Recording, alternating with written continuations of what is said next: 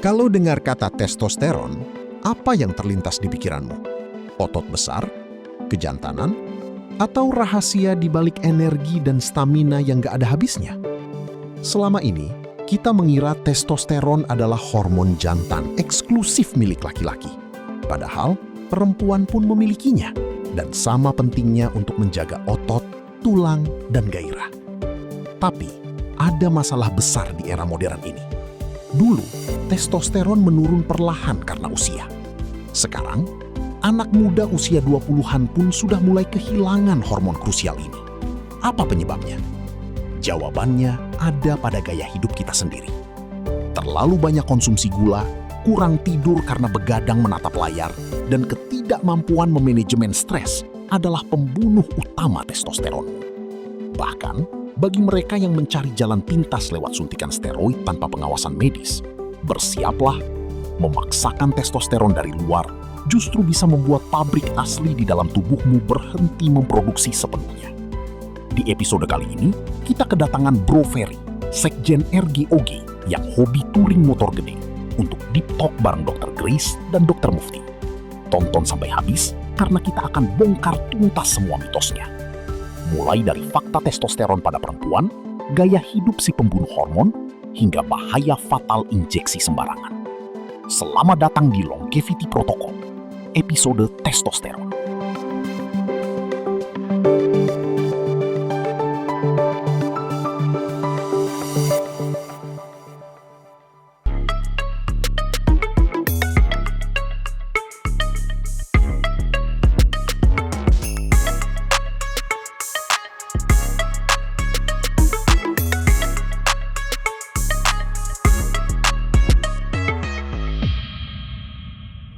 Oke, assalamualaikum warahmatullahi wabarakatuh. Wah, kali ini spesial banget di dokter, ya pakai telur. Di Dokter House kita kedatangan tamu spesial. Wah, orangnya badannya gede banget. Wah, hobinya pakai motor gede. Om Ferry, apa kabar Om Ferry? Alhamdulillah, Baik, baik ya? dok. Oke, ini ada Dr. Grace juga. Om Ferry ini sekjennya RGOG, woi. RGOG Indonesia. Ya, RGOG Indonesia. Sibuk banget pasti ya. Touring terus pokoknya. Terakhir touring kapan, Om? Kapan terakhir touring? Terakhir touring kita anniversary. Pas anniversary kemarin ya? Yang kemarin itu di Semarang, dok. Semarang ya? Ya. Wow. Alhamdulillah itu Rame banget ya? pecah ya. Pecah Jadi ya? mata dua semua tuh, semua. Siap nih. Jadi kita mau cerita tentang ini, Om Ferry. Jadi kita mau cerita tentang hormon testosteron. Testosteron ya, paham dong. Om Sekjen tahu banget ya. Itu adalah hormon laki-laki. Ya, testosteron. Jadi kayaknya kalau Ya. laki-laki, kayaknya kalau udah testosteronnya udah jadi kayak bukan laki-laki lagi ya. Memang malam ini kita mau cerita benar tentang testosteron. Kebetulan ada Dr. Grace. Kita balik ke Dr. Grace dulu deh ya. Tadi nih, kalau kita cerita tentang testosteron, pasti orang taunya ini hormon laki-laki. Nih Dr. Grace, sebenarnya memang benar gak sih testosteron itu cuma punya laki-laki? Cuman di laki-laki gitu ya? Iya, sip. Thank you dulu Om Ferry ya, udah ikutan ya, ditodong dadakan ya buat ditodong, pokoknya dipasang. Todongannya maksa gitu ya untuk ikutan bahas testosteron karena kalau yang kita undang bahas testosteron badannya cungkring, waduh, kayaknya nggak menarik gitu, nggak pas gitu, ya kan? Nah tadi pertanyaan dari Dokter Mufti adalah testosteron itu identik dengan laki-laki, ya bener. Tapi pertanyaan berikutnya, apakah hormon testosteron itu hanya pada laki-laki aja? Jawabannya enggak, ya. Pada prinsipnya perempuan dan laki-laki hormonnya sama, sama-sama punya testosteron, sama-sama punya estrogen, punya progesteron juga, ada DHEA juga ya, itu semua sama. Cuma beda di komposisi. Jadi perempuan testosteronnya itu cuma sekitar 10 atau 20% dari jumlah testosteron laki-laki ya. Jadi harus perempuan kalau testosteronnya nggak ada sama kayak laki-laki. baperan juga, tapi kalau baperannya perempuan itu lebih karena pengaruh estrogen dan progesteron. Tapi kalau testosteron di perempuan lebih kayak untuk misalnya satu otot, ya, tulang, ya, libido, ya. Nah, kalau itu mungkin sama sama laki-laki. Testosteron juga buat libido juga. Jadi hampir sama nih. Kalau perempuan kalau libidonya udah mulai anjlok, kita mesti teropong nih. Ini testosteronnya jangan-jangan rendah, gitu. Jadi again pertanyaannya testosteron apakah hormonnya laki-laki? Enggak ya. Jadi perempuan dan laki-laki sama-sama punya testosteron, hanya aja persentasenya sekitar 10-20% daripada laki-laki. Itu testosteron perempuan dan krusial, penting banget gitu. Jadi artinya hormon testosteron itu juga ada di perempuan. Ya. Jadi kalau komposisinya aja yang lebih beda ya. Jadi yang laki-laki jauh lebih besar daripada yang perempuan. Benar. Ya. Oke, sekarang testosteron itu sendiri kan kalau di laki-laki lebih banyak nih. Apa sih yang paling memproduksinya paling banyak tuh di laki-laki dari si testosteron tadi? Maksudnya? Organ yang memproduksi testosteron. Oh, oke. Yang pasti kan dari testisnya ya. Ya. Ya itu apa namanya buat produksi testosteronnya gitu. Cuma sih pada prinsipnya nggak sesimpel itu juga ya, kan kita bilangnya kalau pada laki-laki tuh ada gonad ya, jadi kumpulan dari organ-organ seks untuk ngasilin testosteron ya, dari hulu ke hilir tuh ya gonadnya untuk ngasilin testosteron. Nah kebanyakan dengan bertambahnya usia fungsi gonad ini menurun, kita bilangnya hipogonad sekunder ya. Jadi penurunan produksi testosteron sekunder. Kalau yang primer emang dari lahir produksi testosteronnya kurang. Tapi kalau udah kita kan dari lahir terus kita akil balik ya, terus habis itu kan testosteron tuh naik sampai puncaknya gitu kan. Nah, nanti biasanya dulu ya umur 30-35 baru turun. Kalau sekarang anak-anak ABG udah cepet tuh turun testosteronnya. Kita di klinik ngalamin umur 27 ada yang udah turun tuh testosteronnya. Kenapa? Karena lifestyle-nya jelek. Ya, lifestyle apa sih yang paling cepet nurunin testosteron? Satu, yang sekarang paling banyak, eating too much sugar. Ya, jadi makan gula yang berlebihan. Gula itu bukan berarti gula yang dimakan, bukan ya. Misalnya mie kan juga bakal berubah menjadi itu yang paling sering deh, mie, terus roti-roti karbo, pizza, Junk food gitu ya dok? Ya, junk food ya, itu makanan-makanan. Terus minum-minuman yang kita bilangnya sugary drink ya, minuman yang banyak mengandung gula, soda, gula terutama ya. Jadi kayak ya soda biasanya temenannya sama gula kan, ya aku nggak boleh nyebutin merek ya. Jadi cuma minuman kaleng yang manis itu kan sugarnya tinggi banget gitu kan. Even yang sehat kayak yogurt aja kita perhatiin kadang-kadang kadar gulanya tinggi. Nah itu semua membunuh atau nurunin testosteron ya, itu yang pertama. Kedua, tidur yang kurang, karena anak-anak sekarang dari ABG malamnya masih scrolling TikTok atau main game gitu ya kan. Nah sehingga tidurnya mulai tambah malam gitu kan, begadang. Nah itu cepet banget nurunin testosteron. Yang ketiga, sekarang paling banyak anak-anak udah mulai bekerja. Anak-anak Gen Z sekarang tuh nggak tahan tekanan ya, dikit-dikit stres, dikit-dikit mental health, isunya health dari ya mental health lah gitu. Jadi mereka itu nggak bisa memanage stres, sehingga stres ini bikin testosteronnya turun. Jadi 3 hal ini yang mempercepat turunnya testosteron. Biasanya seperti itu. Oke. Kalau dari Om Ferry sendiri gitu, Om Ferry kan badannya, waduh, gua aja ngiri nih lihat badannya. Kalau olahraga biasanya seminggu bisa berapa kali tuh? Kalau dulu sekitar umur 30-an ya dok ya. Oke. Jadi sekarang semangat. bukan masih 20. Bicara umur juga ya akhirnya. Jadi intinya kalau misalnya semangat emang sih dari testosteron ya paling utama dok ya. Jadi mungkin saya nge-gym kan udah dari tahun 2008 ya. 2008 udah cukup lama, sekarang 2026. Jadi mungkin ada suatu titik yang jenuh gitu dok, gitu. Jenuh untuk kok begini-begini terus kayak orang itu apa namanya dok teh latihan tapi kagak berantem gitu istilahnya gitu aja. Kapan dipakainya ya? Jadi kalau dulu sih saya latihan mungkin tiap hari dok. Jadi sama sekali nggak ada rest gitu, malah ya 1 hari itu bisa 2 kali. Jadi saya pagi sama malam. Mungkin ya kalau untuk saat ini saya nge-gym selang waktu Dok. Jadi contohnya hari ini saya nge-gym, besok saya off Dok gitu. Jadi mungkin sekitar ya tiga harian ya gitu. Ya untuk ngejaga aja istilahnya. Dengan badan kayak gini, pasti di tempat-tempat gym ada tuh ditawarin testosteron gitu-gitu. Nah, menurut Om Jen gimana nih mengenai testosteron? Cerita aja. Gak usah, ini Om aja lah, Om Peri aja. Gak lebih ini dong apa-apa. Gak apa-apa Jen, itu pengaruh, itu gak gampang tuh dapat jadi sekjen gitu. Gimana Jen? Tuh, jadi gini Dok, dulu ya, zaman 2008 nge-gym nggak begitu banyak dong, betulnya nggak sebanyak sekarang tempat-tempat nge-gym. Awal-awal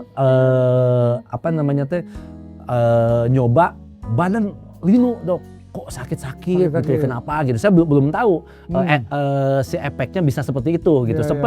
Saya pikir besok nge-gym lagi, waduh, nah temen yang support, udah bro, lu kan sakit katanya gitu. Itu tandanya otot lu mau pecah katanya. Karena apa? Nge-gym ini olahraga yang betul yang buat mecahin otot, karena orang-orang yang ini Dok orang yang biasa-biasa gitu kan, olahraga biasa nggak seberat nge-gym katanya gitu. Sampai pada akhirnya tahu yang namanya ada susu whey protein, terus ada jenis-jenisnya kan, ada whey, ada gainer gitu kan itu. Nah lu kalau mau ini pakai gainer gitu. Cuma satu, steroid ini susah dulu 2008, pasti mungkin teman-teman nge-gym yang di sini jadi ini pada tahu itu tahun itu. Saya aja pingin kayak buat tenaga Dok, katanya mesti pakai amino. Itu amino itu sejenis pakai tablet lah ya. Tablet minum ya gitu. Dari sana saya coba temen juga ya yang ininya yang nyaranin, bro lu mau injek gak katanya. Wah, saya bilang injek itu jenis apa? Ya lu suntik. Wah, saya bilang jangan, dulu aja sekolah saya kalau lihat suntikan Dok udah trauma duluan, takut kan dulu udah trauma. Iya, SD kan ada di sini nih, kuris ya. Sampai ngumpet-ngumpet sampai kabul gitu kan, lihat dokter apa gitu. Karena otot ini butuh asupan ya, asupan obat cepat itu. Gede juga. Cepat gede juga. Karena di sana pun mungkin saya lihat kiri kanan ada yang lebih gede apa, jadi motivasi kita itu ya dia pakai apa, kita nanya-nanya gitu Dok apa gitu. Akhirnya lu pakai, akhirnya saya dulu banyak Dok ya, jadi maksudnya ada injekan yang di paha gitu, ada yang maaf di sini juga di bokong gitu, di bahu, di dada gitu. Dulu saya pengenalan tentang testosteron. Nah, mungkin nanti dokter yang lebih tahu lah. Nah, jadi yang saya tahu tentang testosteron itu katanya ya gitu, yang jadi ketika kita diinjek testosteron, emang kan yang hormon cewek itu namanya estrogen ya, katanya testosteron naik, estrogen juga naik gitu. Katanya jangan sampai estrogen itu melebihi testosteron gitu. Kenapa? Dia bilang nanti hormon cewek yang ada gitu. Makanya kan kadang nggak ada ini kata terus puting ininya ada gerjana. Ginekomastia ya. Oh, nah itu pernah saya alamin Dok. Saya bilang kok di puting ada gejel-gejel apa? Saya bilang gitu kan buat inian gitu. Oh, ternyata ya itu akhirnya saya stop Dok, balik lagi dia gitu. Untung balik loh, soalnya banyak yang nggak balik. Ini itu Dok ya sampai betul sampai dioperasi. Oh, gitu. Dioperasi karena nggak balik, jadi estrogennya tinggi banget. Gitu.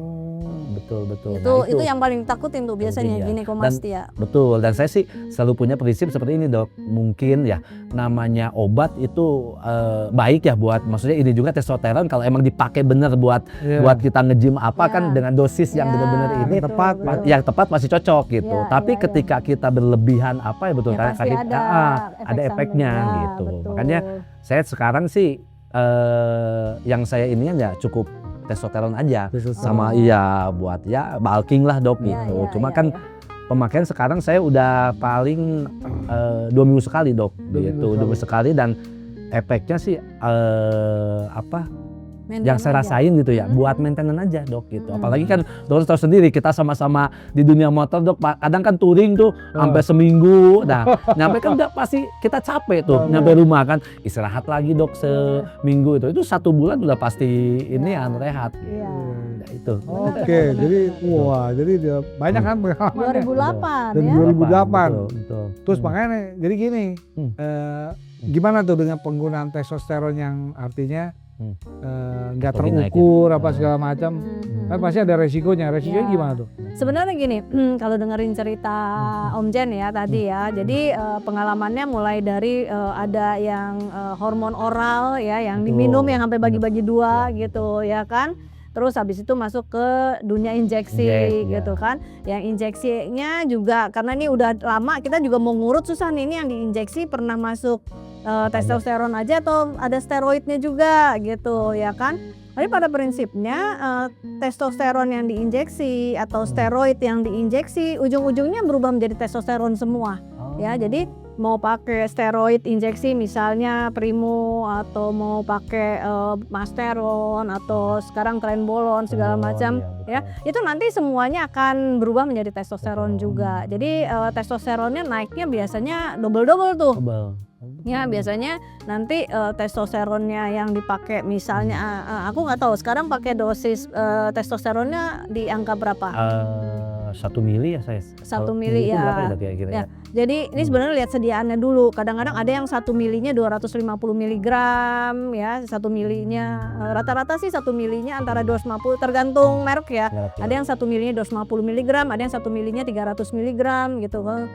Terus ada yang sediaan di 1 ampul gini tapi 1 ampulnya 2 mili, 2 milinya 500 miligram. Jadi beda-beda ya. Gitu Jadi ya. begitu kalau yang 1 ampul 2 mili 500 miligram berarti 1 milinya 250 gitu ya. Jadi tergantung nih jenisnya apa. Misalnya testosteron enantap. Yang testosteron itu ada yang jenis short acting dan ada yang jenis long acting ya. Yang short acting itu yang disuntik mingguan ya. Per minggu ya? Per minggu. Nah, biasanya tergantung juga nih, ada yang seminggu sekali, seminggu 2 kali, seminggu 3 kali, malah teori terakhir disuntikin tiap hari. Misalnya pakainya enantat gitu ya, testosteron enantat. Itu makin sering disuntikin, jadi dosis terbagi kayak misalnya 1 minggu in total dalam 1 minggu mau 250 mg misalnya. Tapi 250 mg-nya dibagi 5, jadi sekali nyuntik 50 gitu. Itu lebih bagus daripada sekali nyuntik 250. Ya, jadi kalau kita lihat gambarannya begitu nyuntik kan naik tuh testosteronnya. Iya, langsung. 1 minggu baru nyuntik lagi dia udah keburu turun. Nyuntik lagi naik lagi, turun. Jadi di dalam darah tuh ada gambaran gitu ya. kayak gini gitu. Tapi kalau kita nyuntiknya kan gini, 250 mg seminggu. Jadi 1 harinya kira-kira dosisnya kalau dibagi 7 berapa tuh? 23 ya, 30 miligraman ya. 30 miligram. Ya, 43 antara 30-40 miligram per hari. Nah, jadi kalau kita nyuntik misalnya kita bagi aja nyuntiknya 3 kali seminggu lah gitu ya. Jadi untuk dapat 250 kita sekali nyuntik 70 miligram misalnya kan 7 kali 3 80 miligram. Jadi 240 ya. Itu begitu nyuntik naik 80 mg, baru 2 hari baru turun sedikit dan naik lagi, baru turun sedikit dan naik lagi. Jadi statistiknya Stabil gitu dok? lebih stabil. Ya, bandingin kalau 250 begini, ini turun tajam, kalau ini turunnya cuman begini, jadi lebih stabil. Nah, makin dibagi lagi dosisnya makin bagus, jadi nggak terjadi kita bilang gambaran yang kayak naik turun yang Tapi kan terlalu itu kan yang buat yang short acting. short acting. Mana kelebihannya yang long acting? Yang long acting kan dosisnya langsung gede tuh. Ya, langsung Mana yang 1000 lebih bagus? miligram. Yang bisa per 2 bulan kan? Ya, per 2 bulan. Jadi 2,5 bulan gitu ya yang long acting. Long acting itu memang biasanya dipakai pada lebih kayak target terapi ya, target terapi. Jadi kalau yang short acting itu lebih banyak dipakai pada orang-orang yang di tempat-tempat gym ya biasanya. Kenapa? Karena dosisnya itu mudah di adjust ya. Minggu depan mau naikin dikit gitu kan, atau ya gitu ya. Tapi kalau yang long acting itu ya jenis testosteron andekanoat namanya, andekanoat ya. Nah itu sekali suntik udah 1000 miligram sekali masuk 1.000 1000. ya. Dia tapi begitu disuntik nggak langsung naik tuh. Jadi dia minggu kedua baru kelihatan tuh. Baru kelihatan. Nah, nanti dia turun. Pada orang yang targetnya cuman buat maintain ya, bukan buat olahraga, bukan buat ngedain otot. Walaupun beberapa pasien kita di sini dengan long acting testosteron tetap gede juga sih ototnya gitu loh, ya kan? Tapi biasanya dia relatif gambaran statistiknya ya begitu. Jadi nanti biasanya ada beberapa orang yang sensitif banget terhadap testosteron. Dia kan baru disuntik misalnya per 10 minggu. Baru 6 minggu aja moodnya duluan yang berantakan nih. Udah mulai berantakan gitu. Padahal belum jadwal nyuntik kan. Karena udah mulai turun. Atau kita nyuntik tapi selama 4 minggu di depan dia stres mulu ya, terus ya makannya jelek segala macam, udah turun nih gitu kan. Jadi sementara belum jadwal nyuntik gitu kan. Jadi ada gap antara si testosteron udah keburu turun terus sama jadwal yang masih panjang. Jadi ada window period di mana moodnya udah nggak enak gitu kan, jadi uring-uringan, terus habis gitu ntar dia jadi motivasinya jadi ambruk gitu kan, jadi kayak mageran gitu kan, terus habis gitu yang paling terasa biasanya libidonya jadi berantakan kayak gitu. Nah kekurangannya tuh di situ ya, makanya pada orang-orang yang pengen stabil dia pilihnya yang short acting daripada yang long acting. Bukan berarti yang long acting jelek ya gitu, long acting juga banyak banget dipakai ya. Biasanya itu buat ya nggak semua orang berani nyuntik juga gitu. Jadi, ya kan. Betul, saya potong saya nanya, jadi kalau yang saya alami itu saya pernah nyuntik seminggu 2 kali dok. Jadi saya nyuntik hari Senin sama hari baru dosisnya dibagi. Kamis atau Jumat. Sehari itu pernah 2 hari. Tapi dosisnya? Nah, saya sih jujur aja karena ini di tempat nge-gym gitu. Jadi saya percayain ke dia, dok badan lu nih begini nih, saya injekin segini, saya percayain ke dia aja udah gitu. Sampai saya kira gini dok, dulu saya injekin di bokong ya gitu. Nah di bokong dia bilang lebih besar untuk ininya, makanya dia injekin 1 mili langsung gitu, dia injekin gitu. Cuma yang jadi permasalahannya saya di bokong itu kadang suka bengkak ya dok, suka bengkak, saya mau duduk jadi orang kayak yang bisuan gitu, saya susah gitu. Benar. Saya putusin di shoulder di ini betul, gitu, dan itu mungkin apa namanya ini apa namanya sugesti ya, sugesti saya. Jadi ketika saya injekin di sini, jadi saya kalau misalnya main shoulder dok, jadi kelihatan lebih karena kan merah gitu dok di sini nih, gitu. Saya itu walaupun saya sakit saya paksain itu sampai apa ya, kalau misalnya ini karena ada cairan di dalam shoulder gitu, jadi bengkak gitu. Kalau istilah dokternya saya nggak tahu tuh apa namanya. Itu abses ya. Enggak di area suntikan yang bengkak atau di persendian? Semua sini dok, merah gitu, saya merah. Dan saya lihat tuh jadi lebih bulat-bulat saya gitu. Makanya saya kalau injek sekarang sama teman saya bilang, udah bro di ini aja, saya bilang di apa namanya di bahu aja gitu. Terus saya jalanin mungkin sekitar setahun lah seperti itu. Akhirnya terus saya pikir gini, kok saya kayak orang sakit gitu, apa namanya ini pemikiran saya gitu ya, kayak punya penyakit. Saya bilang seminggu 2 kali tojos lagi saya bilang. Dan itu pun walaupun kita udah biasa tapi kayak merasa takut mah ada tuh, sampai saya begini aja bro, saya bilang suntik gitu kan, sampai inian gitu. Dampaknya yang saya rasakan itu kalau 2 minggu sekali itu kayaknya betul kata dokter, jadi yang short-ten ya dok namanya ya. Jadi ke badan itu ngepamnya bener-bener dok gitu. Kita kagak latihan pun nih tidur gitu kan. Habis pagi ngepam banget sih gitu. Nggak ngapa-ngapain gitu kan. Cuma istirahat aja gitu, ngepam gitu. Nah, habis seminggu sekali gitu. Nah, dari seminggu sekali ini ya dampaknya yang saya rasakan sih dari minggu pertama sama minggu kedua saya injek itu enggak ngepam seminggu dua kali dok gitu. Dan itu saya jalani sekitar 2 tahun ya, 2 tahunan saya seperti minggu itu. Sekali aja. Betul. Kalau untuk sekarang saya untuk dikejar lebih gede lagi, udah cukup lah segini aja. Takutnya tahu sendiri kan dok, kalau saya ini dok buka baju aja saya susah nih. Iya paling istri zaman dulu gitu. Makanya saya kalau touring Bukannya apa, saya bawa istri biar dia mantu.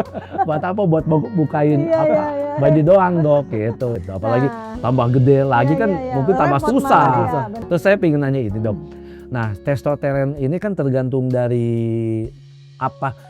Kan ada testosteron yang alami, ada testosteron yang tadi kan diinjek tuh yang saya alami suntik. Nah testosteron ini penghasil testosteron ini apakah sesuai dari genetik berpengaruh apa gimana? Pasti pengaruh ya. Jadi kalau sekarang kan sekarang ilmu kan juga berkembang ya. Jadi ada pemeriksaan DNA ya. Jadi malah ada satu provider yang punya pemeriksaan khusus spot DNA gitu kan. Nah di situ kelihatan tuh ada genetik ini melenceng sedikit dari testosteron. Jadi kalau pada pemeriksaan DNA itu bisa kelihatan gitu kan. Jadi secara genetik kan jenis olahraga itu ada resistance, ada endurance gitu ya kan. Nah resistance tuh contohnya orang-orang yang weightlifting ya, orang-orang yang angkat beban buat gede-gedein otot tuh namanya olahraga resistance ya kan. Nah endurance tuh orang-orang yang lari, sepeda, berenang gitu. Ya. Nah ada tuh kelihatan tuh di DNA-nya, ada orang yang DNA-nya lebih varian genetiknya memang itu dia kalau dia weightlifting atau ke arah resisten itu berkembangnya lebih cepat ya. Tapi ada juga orang yang genetiknya variannya lebih ke endurance. Jadi itu ada di DNA kita ya. Tapi ada yang namanya epigenetik. Epigenetik itu adalah misalnya gini, kayak saya udah cek. Saya secara genetik orang endurance. Ya, genetik saya kalau dilatih endurance itu kalau mau fokus latihan misalnya buat maraton, kemungkinan saya bisa kuat gitu kan. Tapi nggak pernah saya latih. Latihannya malah sama dia malah lebih banyak ke nge-gym, ke resisten. Padahal DNA resisten saya atau varian genetik saya di situ lemah. Nah, epigenetik itu adalah paparan lingkungan. Jadi di lingkungan saya lebih banyak ngelatih genetik yang sebenarnya lemah, malah jadi tetap ada hasil gitu. Jadi kan pertanyaannya tadi gitu kan, ada orang-orang yang genetiknya kok masih muda gampang banget tumbuh otot gitu. Ya, nah mungkin bisa aja ya secara DNA dia nggak punya gen yang ke arah sana, tapi karena dia latih terus timbul gitu, bisa. Itu satu. Ini berbeda dengan hormon. Ya, mungkin genetiknya bukan genetik ke arah resisten atau weightlifting, tapi ternyata hormon dia misalnya cukup bagus, optimal, ya. Dia lifestyle-nya bagus, masih muda, nggak begadang, nggak minum alkohol, gitu kan, hidup sehat. Nah, jadi hormon testosteronnya optimal. Jadi gabungan hormon yang bagus, genetik yang bagus, hasilnya jadi bagus, gitu. Tapi again, genetik yang saya nggak bilang genetik jelek, tapi genetik varian genetiknya bukan ke arah weightlifting, bukan ke arah resisten, tapi dia punya lifestyle yang bagus, terus hormonnya optimal, tetap gede, bisa tetap gede gitu. Nah jadi, sekarang dok saya penuh maaf, kalau misalnya testosteron itu ada batas nggak? Maksudnya kalau seandainya tinggi nih, dia karena dia nggak pernah ngecek, kayak saya nih jujur aja, saya dok nggak pernah ngecek ya testosteron saya berapa, saya gejim aja dulu kan, karena mungkin dari pergaulan teman-teman dari dulu kan, mungkin apakah dari injek steroid itu cenderung kita selalu pingin masuk gitu, apa sebenarnya? Ya jadi kayak ada yang bilang, waduh dok, jadi saya mesti injek gitu. Terus ya, ketagihan mesti injek terus-terusan gitu. Ya gitu. Nah justru yang saya rasakan kan saya ada yang namanya obstacle ya untuk kan saya satu ke teman itu bro, satu paket gitu. Satu paket itu kurang lebih sekitar 10 kali nginjek saya gitu. Berarti 10 minggu ya. 2 minggu sekali berarti sekitar 3-4 bulanan ya gitu. Kalau yang 2 minggu sekali. 2 minggu sekali saya pakai gitu, dan itu opnya itu sebulan sampai 2 bulan saya. Nah ketika op sebulan 2 bulan itu yang saya rasakan itu pengennya diam di rumah aja gitu. Terus kayak semangat mau nge-gym apa itu kayak males aja bawaannya gitu. Beda halnya kalau kita injek gitu. Nah ini saya paksain tanpa injekan, saya coba gitu. tetap aja kendor. Iya, Ada gitu, cuma nggak inian yang Kalau kita di injek Iya, gitu. Efeknya yang saya rasakan, jadi kalau injek itu mungkin kita lebih semangat ya dok ya, terus tenaga juga nambah, percaya gitu, diri nambah. juga nambah Betul, ya. percaya diri, mood juga kita Iya. istilahnya gitu. Nah, yang saya rasakan injekan itu ketika masuk kayaknya lihat orang itu kecil dok gitu, makanya kayak emosian lah istilahnya. Kayak Kalau- beli makan Iya, aja. kalau pakai motor ditot gitu kayaknya apa gitu. Makanya saya dokter coba perhatiin, saya kalau pakai motor nggak lepas dari Al-Quran. Total yang saya ini. Kenapa? Kalau saya tanya Al-Quran saya dengar, ya sabar, alhamdulillah gitu. Karena apa? Ya itu. Senggol batok jadi Betul, orang ya. emosi gitu Iya, dok. iya. Makanya terus saya ada pemikiran begini. Kalau orang tua usia udah berlanjut kadang yang berpikiran banyak ini bilang, bro, udahlah, gua mah sekarang umur juga udah cukup gitu, gua ibadah aja dah, diam di rumah apa segala. Jadi saya, aduh bro, kita touring gitu, udahlah. Nah, kalau menurut saya itu bukan dia lebih dekat sama Tuhan, pingin lebih ini, testosteronnya yang turun, bener nggak ya dok? Jadi testosteron dia turun, Udah makanya betul untuk semangat dia mau touring, mau apa, Hilang. udah ngilang aja. Pengennya ibadah gitu. Tau nggak, Gitu kan, tadi Dok. sebelum kita mau mulai, duduk nanti mau ngomong apa? Ini banyak banget ngomongnya. Ya karena pengalaman, Ya, Dok, bener. karena dikorek yang awalnya seperti itu. Itu banyak tuh. Banyak itu teman-teman kita anak motor. Motor ya. Sekarang gue mah ada yang Maaf ya, apa Bo. segala Iya. macam. Gini-gini aduh udah selesai. Terus gue bilang, coba lu cek testosteronnya. Pas dilihat cek testosteron, bener testosteronnya Turun ya. Dok, turun. ya. Nah, Terus dibenerin nih, datang dia ke klinik dibenerin. Ah. Bangun Malah lagi, gini. gue bilang, wah salah gue benerin gitu. Jadi bangun lagi, bener itu. Nah sekarang gini, dengan penggunaan seperti itu idealnya harusnya kalau kita mau pakai testosteron, laboratorium apa yang harus diperiksa? Yang paling penting gitu. Sama nih, kalau udah kayak gini nih, kayak Om Sekjen kayak gini, untuk monitoringnya, untuk mengevaluasinya, mau ngelihat side effect-nya, apa juga dia harus diperiksa laboratoriumnya. Oke. Lab ya gitu. Nah, ini agak krusial karena banyak yang pakai aja gitu. Terus even nggak aware dengan ini ternyata efek samping, nggak tahu juga kalau itu ada efek samping gitu kan. Nah sebenarnya ketika kita mau mulai memutuskan pakai testosteron dulu nih, kapan sih kita mau pakai testosteron, kan tadi sempat nanya juga ya. Iya. Testosteron itu memang pada prinsipnya ya sesuai dengan pertambahannya usia kan turun ya. Turun nih testosteron kita. Berapa persen tuh dok? Usia itu? Makin jelek lifestyle turunnya mungkin nanti di umur 40-50 udah 30%. Begitu umur 8 ya 60 70 udah 50% gitu turunnya. Tapi itu bisa dipercepat dengan jeleknya yang lifestyle tadi udah sempat saya sebutin, yang makannya too much sugar, ya begadang. Rokok. Even yang bisa buat testosteron turun kalau kita exercise too much, over exercise, Terlalu banyak olahraga. turun testosteronnya Turun ya. karena badannya stres. Ya. Betul. Nah jadi mulai ketika kita udah umur 40 gitu, anggaplah kita baru mau mulai memutuskan pakai testosteron. Ini idealnya ya. Kita periksa dulu hormon-hormon seks kita. Apa aja tuh yang diperiksa? LH, FSH ya. Terus total testosteron, free testosteron ya, terus ada namanya seks hormon binding globulin ya, prolaktin ya, terus nanti itu untuk hormonnya. Tapi kita kalau nanti udah sering pakai testosteron, kita juga butuh informasi darah lengkap untuk ngelihat eritrosit dan hematokrit gitu. Kenapa? Karena testosteron itu merangsang pembentukan sel darah merah. Jadi orang-orang yang injek testosteron, apalagi injeknya udah lama, dosisnya juga misalnya udah mulai tinggi, itu sel darah merahnya produksinya lumayan meningkat, sehingga gambarannya kayaknya darahnya kental.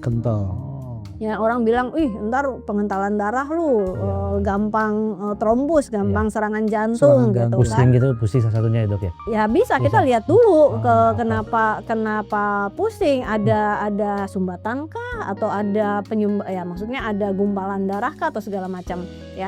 sebenarnya ada juga yang bilang enggak kok itu masih normal, tergantung lihat seberapa tinggi kita punya eritrosit gitu. Nah itu adalah lab-lab yang mesti diperiksa. Jadi kalau misalnya tadi pertanyaannya, jadi umur berapa nih produksi mulai turun ya kan? Ya biasanya normalnya sih ya kalau perempuan ada menopause, laki-laki ada namanya andropause ya. Harusnya kalau lifestyle-nya bagus umur 45, laki-laki itu sebenarnya lebih lama dari perempuan. Ya mungkin umur 50 dia baru turun. Ya, tapi kan kita bukan nunggu turun. Kadang-kadang umur 30 kan udah mulai injek gitu kan. Umur 30 udah mulai injek. Nah, ketika kita udah mulai injek di umur 30, idealnya memang kita rutin minimal setahun sekali cek gitu kan. Ya kalau kita lihat dulu kalau dosis makanya, apalagi yang dimasukin nggak cuma testosteron, ada steroid juga gitu kan. Nah, itu ya sebenarnya seharusnya pemeriksaannya jauh lebih sering. Karena steroid itu jauh lebih strong ya ketimbang testosteron, karena steroid itu ibaratnya overriding our hormone. Jadi dia hormon kita jadi naik gila-gilaan tuh kalau pakai steroid gitu. Jadi efek samping steroid yang paling ditakutin apa sih? Ya karena nanti hasil akhirnya testosteron juga biasanya kolesterolnya berantakan. Biasanya kolesterol. Jadi selain tadi fungsi hormon yang tadi ya, yang LH, FSH dan kawan-kawan tadi, kita mesti periksa juga fungsi hati. Ya, SGOT, SGPT gitu. Kalau yang injeksi masih agak lumayan ya, quote and quote ya, masih agak lumayan nggak membebani hati ketimbang yang oral, yang minum. Yang minum itu berat banget gitu loh. Itu buat kerja hati kita lebih berat. Sama ginjal ya paling Dok ya. Hati duluan ya. Kalau ginjal tuh biasanya karena anak-anak gym kan minum protein terus gini. Pemeriksaan ginjal pada orang yang olahraga yang gede-gede mecah-mecahin otot yang tadi katabolisme gitu kan. Itu biasanya kalau kita periksa ya kreatinnya suka naik. Kreatinnya meningkatnya bukan karena ginjalnya nggak mampu buang kreatin, tapi karena mecahin otot ya, karena otot kita kan isinya kreatin ya. Jadi mecahin otot, terus udahlah mecahin otot, terus dia minum protein, whey protein ya, atau dia minum kreatin pun langsung gitu, kreatinnya naik. Nah begitu diperiksa fungsi ginjalnya atau EGFR, bersihan ginjalnya, si EGFR-nya turun. Orang langsung wah gila nih udah terjadi penurunan fungsi ginjal gitu kan. Nah pada orang-orang yang ototnya banyak, terus minum whey, terus minum kreatin gitu kan, itu jangan bergantung pada pemeriksaan EGFR ya. Tapi harus periksa yang namanya cystatin C gitu ya. Jadi untuk tahu ini fungsi ginjalnya karena otot apa dipengaruhi otot apa enggak gitu. Ya. Oke, sip. Ya, tuh jadi tuh buat pemeriksaan laboratoriumnya ya. Oke. Ya. Om Beri ada nggak mau ditanya nih? Jadi gini Dok, testosteron ini alami dan ada kimia ya. Yang kimia itu yang diinjek ya. Nah kalau seandainya kita sering melakukan yang injek, apakah testosteron yang alami itu kalah? Iya. Jadi kalau seandainya dia stop nih, sama sekali nggak ada testosteron. Betul. Gitu. Ini yang sering terjadi, ya. Jadi gini, ketika kita masukin testosteron dari luar, kita bilangnya eksogen testosteron ya, testosteron tambahan dalam bentuk hormon, itu otomatis si pabrik kita, ya, gonad kita, gitu ya, yang alami, mikir ya ngapain gue produksi, orang udah cukup. Akhirnya si pabrik itu nggak kerja. Makanya tadi karena udah nyaman ada asupan itu karena gitu jadi ya. Lama-lama aku selalu bilang lama-lama pabriknya shutdown, tutup pabrik lama-lama gitu. Makanya tadi kita periksa yang namanya LH FSH untuk ngasih lihat nih pabriknya masih bisa produksi yang natural, hormon yang endogen, atau udah nggak bisa produksi lagi. Nah biasanya kalau kita nyuntik testosteron secara berkala jangka panjang ya, biasanya pabriknya udah tutup. Ya, makanya mau nggak mau nyuntik terus menerus. Jangka panjang itu? Jangka panjang, seumur umur. Jarak berapa tahun? 5 tahun kah? Apa 10 Nih, tahun? pengalaman aku ya, aku punya pasien umurnya 32 tahun. 2 tahun. Ya, sebelum dia mutusin nyuntik testosteron, ya, dia periksa dulu LH FSH-nya. Nah, dia mau lihat dulu pabriknya. Waktu dia periksa, dia periksa sendiri, ya, tanpa konsultasi. Dia periksa di lab, nanya sama AI. Saya mau gini, saya mau pakai testosteron, lab apa aja kah yang harus saya periksa gitu kan. Sekarang kan zamannya canggih ya. Jadi keluar tuh, jadi periksa disuruh persis yang seperti saya bilang tadi, dia periksa LH, FSH, free testosteron, estradiol gitu. Nah, sebenarnya sebelum dia nyuntik LH FSH-nya juga udah rendah. Jadi kalau LH FSH-nya minimal 2 atau dia udah 1. Gitu, udah rendah. Sebenarnya udah rendah. Sebenarnya kalau dia ketemu kita dokter sebelum nyuntik testosteron dengan LH FSH yang serendah itu, biasanya kita nggak kasih. Oke, nah terus dia nyuntik 4 minggu ya, jadi 1 bulan nyuntik, iseng dia cek lagi LH FSH-nya tinggal 0, jadi baru nyuntik 1 bulan aja ya, dosis 250 mg pabriknya tutup. Gitu, itu yang kebetulan terrecord ya. Jadi pertanyaannya mau berapa lama sih pabrik tutup? Selalu kita mau nyuntik, tiap orang beda-beda. Ada berarti orang yang gennya itu. Ya, jadi kemampuan organnya untuk memproduksi. Ada orang yang dibilang off cycle, on cycle itu biasanya pas dia on cycle, pas dia lagi nyuntik, ya misalnya 10 minggu, habis itu kan berhenti, itu off cycle. Nah, pas lagi off cycle biasanya itu kita lakukan namanya PCT, post cycle treatment ya, dikasih obat-obatan untuk merangsang gonad kita untuk si pabrik untuk kerja lagi, gitu supaya nggak tutup pabrik. Nah, nanti baru nyuntik lagi. Jadi ibaratnya si gonadnya itu terus di maintain gitu ya, maksudnya nanti pas off cycle misal masuk entah Enclomipen, Clomipen atau Clomid itu Clomipen ya, masuk Clomid gitu, walaupun yang paling bagus sih sebenarnya Enclomipen ya, cuman agak susah dapatnya gitu. Nah, masuk Clomid atau masuk HCG gitu ya, jadi ya banyak ya untuk memperbaiki si pabrik tadi.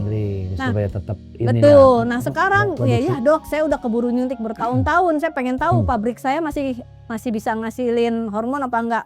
Ya itu tadi, periksa LH FSH-nya. Tapi bisa juga ya, akhirnya karena si pabrik benar-benar nggak kerja lagi, jadi kita butuh dosis lebih tinggi. Gitu, biasanya ya kan? 250 taikin jadi 1000. Ya resikonya orang pabrik udah tutup, ya gimana gitu. Nah, cuman ketika naik dosis berarti efek samping bisa ikutan naik. Gitu, makanya harus dikawal dengan pemeriksaan lab. Gitu, itu sih sebenarnya. Jadi harus hati-hati sih sebenarnya kalau kita mau. Umpamanya menarik kan? Iya, betul dong. Banyak. Jadi emang kayaknya nggak akan habis nih ceritanya. Jadi mungkin lain waktu kita undang lagi. Mau datang ya. Testosteron itu soalnya penting buat anak motor. Anak motor penting banget buat konsentrasi. Testosteron buat apalagi kita buat konsentrasi. apalagi kita sering malam tuh kan hajar dari siang sampai malam. Kita ke Solo aja bisa 1 kali ini gas langsung. Sebenarnya ya kalau kita mau ngomong apa adanya ya, semua orang sebelum touring cek testosteron. Iya, ketahuan mana yang turun. Sebenarnya ini bukan karena dokter yang ngomong ya, maksudnya gini. Cuman bahaya nanti kalau testosteronnya dinaikin, bangor dia nanti. Ya kan kita bukan mau bikin testosteron yang lebihan, karena butuh untuk konsentrasi ya, itu satu. Kedua buat otot. Ya, anak motor butuh otot kaki. Ya kalau kayak Om Jen ya olahraga. Nah, anak motor nggak olahraga, perutnya buncit gitu kan, ya kan? Nggak pernah olahraga kaki, naik motor Siapa gede. yang buncit tuh? Ya kan? Nah, naik motor udahlah nggak konsentrasi, nggak punya kekuatan di kaki untuk motornya kan sampai 400 kilo, gitu. 600 kilo. Ya, jadi nggak bisa konsentrasi. Capek gitu dok ya. Jadi anak motor wajib periksa testosteron. Sip. Jadi ini luar biasa. Nanti harus kita sambung lagi ceritanya. Banyak tapi kan yang belum digali. Ya banyak kan. Jadi intinya gini, yang jelas nggak boleh sembarangan pakai testosteron. Apalagi udah pakai steroid. Sebaiknya harus dalam pengawasan dokter, dokter. kemudian dosis Cek yang lab. parah, ya cek laboratorium dulu Juga. gitu kan. Betul. Oke, jadi mungkin itu dari kita, dari Dr. House. Sekali lagi Om Sekjen, terima kasih. Terima kasih Dok Muti. Mudah-mudahan Ya, makasih sudah diundang. bermanfaat. Amin. Minggu depan kita coba lanjut lagi. Siap. Terima kasih. Assalamualaikum warahmatullahi wabarakatuh. Waalaikumsalam. Wah.